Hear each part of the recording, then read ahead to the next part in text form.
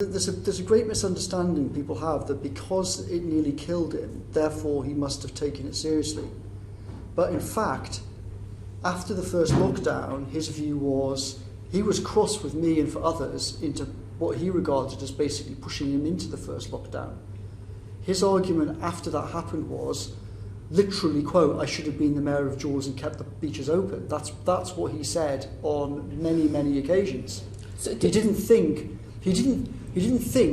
in July or September, thank goodness we were pushed, thank goodness we did the first lockdown, it was obviously the right thing to do, etc., etc. His argument then was, we shouldn't have done the first lockdown, and I'm not going to make the same mistake again. So that does sound like arrogance.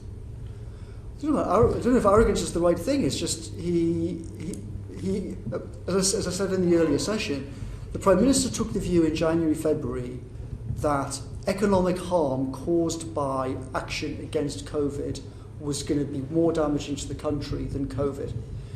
And we could not persuade him that if you basically took the view of let it rip and not worry about COVID, you would get not just all the health disasters, but you would also then get a huge economic disaster, because if people are faced with not having any health system, which is what they were faced with in March if we'd gone down Plan A, or what we would have been faced with if we hadn't finally put the brakes on in October, then people are going to lock themselves down out of terror.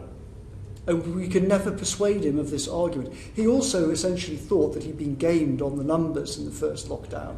And he thought the NHS would somehow have got through all the stuff about the NHS. Was he not concerned about the number of people that died? I mean, did you hear him say, let the bodies pile high in their thousands, or it's only killing 80-year-olds?